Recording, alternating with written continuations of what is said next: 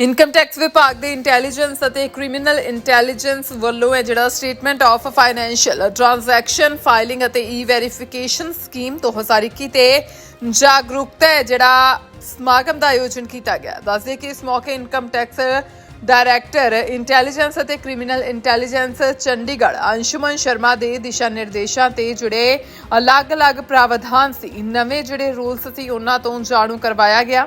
Income tax officer ਦੇ ਵੱਲੋਂ ਹੈ ਜਿਹੜਾ ਜਾਣਕਾਰੀ ਦਿੰਦਿਆਂ ਕਿਹਾ ਗਿਆ ਹਮੇਸ਼ਾ ਸਹੀ ਪੈਨ ਨੰਬਰ ਲਿਖ ਕੇ ਸਹੀ statement of financial transaction filing ਕਰਨ ਅਤੇ ਇਸ मौके ते इंडियन टैक्सेशन एडवोकेट एसोसीएशन के प्रधान जतिंदर खुराना ने अपने सुझाव भी साझे किए।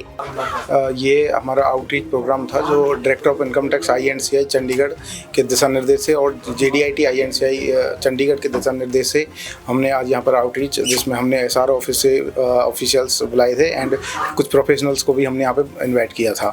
इसमें हमने जो ये मेन जो मोटो है हमारा वही कि how to file correct SFT और जो भी डिफेक्ट होते हैं SFT जो उसको कैसे करेक्ट किया जाए, इसके लिए हमने यहाँ पे स्पीच डिलीवर की थी और उसके लिए हमने स्पेशली श्री अरुण गुप्ता CA और उनके फेलो कलीग अभिजीत जी को बुलाया था और उन्होंने बहुत ही अच्छे तरीके से इस चीज़ को समझाया था कि कैसे SFT जो है वो करेक्ट तरीके से कैसे फाइल करनी है, क्योंकि हमें सबसे ज़्यादा दिक्कत जो है SFT 12 में आ रही थी जो सेल परचेज इमूवेबल प्रॉपर्टी जो होती है उसके लिए बेसिकली ये रखा गया था एंड बहुत अच्छे तरीके से सर ने बहुत अच्छे तरीके से इसको बताया था।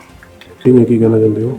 हाँ जी, अज दिन इनकम टैक्स डिपार्टमेंट वालों ग्रैंड वाक ऑफिस मीटिंग हुई है। ये ਜਿਹੜੀ ਸਪੈਸ਼ਲ ਟ੍ਰਾਂਜੈਕਸ਼ਨ ਸਪੈਸੀਫਿਕ ਹੈਗੀ ਸਟੇਟਮੈਂਟ ਆਫ ਫਾਈਨੈਂਸ਼ੀਅਲ ਟ੍ਰਾਂਜੈਕਸ਼ਨ ਬਾਰੇ TDS ਬਾਰੇ ਜਾਗਰੂਕ ਕੀਤਾ ਗਿਆ। ਇਸ ਇਨਕਮ ਟੈਕਸ ਡਿਪਾਰਟਮੈਂਟ ਨੂੰ ਅਲੱਗ-ਅਲੱਗ ਏਰੀਏ 'ਚ ਅਲੱਗ-ਅਲੱਗ ਟ੍ਰੇਡ ਐਸੋਸੀਏਸ਼ਨ ਤੇ ਟੈਕਸ ਪ੍ਰੋਫੈਸ਼ਨਲ ਆਊਟਰੀਚ ਪ੍ਰੋਗਰਾਮ ਕੀਤੇ ਜਾ ਰਹੇ ਆ ਤੇ ਇਹਦੇ ਨਾਲ ਕਾਫੀ ਫਾਇਦਾ ਹੋ ਰਿਹਾ ਟੈਕਸ ਪੇਅਰ ਨੂੰ। ਤੇ ਇਹਦੇ ਜਦ ਦੱਸਿਆ ਗਿਆ ਜਿਨ੍ਹਾਂ ਦੇ ਜਿਹੜੀ FD ਹੈ ਜਾਂ ਕੈਸ਼ ਡਿਪੋਜ਼ਿਟ 50,000 ਤੋਂ ਜ਼ਿਆਦਾ ਕਰਾਉਂਦੇ ਹੈਗੇ ਉਹਦੇ ਲਈ ਪੈਨ ਜ਼ਰੂਰੀ ਹੈਗਾ।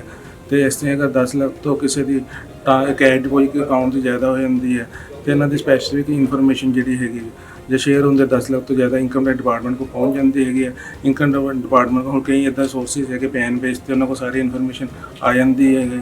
ਅਤੇ ਇਹਦੇ ਨਾਲ ਹੀ ਜਿਹੜਾ ਹੁਣ ਅਗਰ ਕੋਈ ਅਸੀਂ ਰਿਟਰਨ ਭਰਦੇ ਹੈਗੇ ਹਾਂ ਤਾਂ ਸਾਨੂੰ ਫਾਰਮ 26S ਔਨਲਾਈਨ ਚੈੱਕ ਕਰ ਲੈਣਾ ਚਾਹੀਦਾ। ਸਾਡਾ TDS ਕਿੰਨਾ ਹੈ, ਕਮਿਸ਼ਨ, ਇੰਟਰਸਟ ਵਗੈਰਾ ਜੋ ਵੀ ਸਪੈਸੀਫਿਕ ਇਨਫੋਰਮੇਸ਼ਨ ਹੈਗੀ ਹੈ ਸਾਡੇ ਪੋਰਟਲ 'ਤੇ ਆ ਜਾਂਦੀ ਹੈ। ਉਹਨੂੰ ਦੇਖ ਕੇ ਸਾਨੂੰ ਸਹੀ ਰਿਟਰਨ ਫਾਈਲ ਕਰਨੀ ਚਾਹੀਦੀ ਹੈ।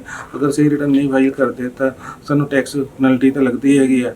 ਅਗਰ ਟੈਕਸ ਚੋਰੀ ਦਾ ਅਗਰ ਕਾਰਵਾਈ ਚੱਲਦੀ ਹੈਗੀ ਹੈ ਤਾਂ ਇਹਦੇ ਨਾਲ ਜਿਹੜਾ ਹੈਗਾ ਸਜ਼ਾ ਦਾ ਵੀ ਪ੍ਰੋਵੀਜ਼ਨ ਹੈਗੀ ਹੈ ਅਤੇ ਇਹਦੇ ਨਾਲ ਜਾਗਰੂਕ ਕੀਤਾ ਜਾ ਰਿਹਾ। Thank you. ਲੁਧਿਆਣਾ ਲਾਈਵ ਲਈ ਟਿੰਕਾ ਜੱਟ ਦੀ ਰਿਪੋਰਟ।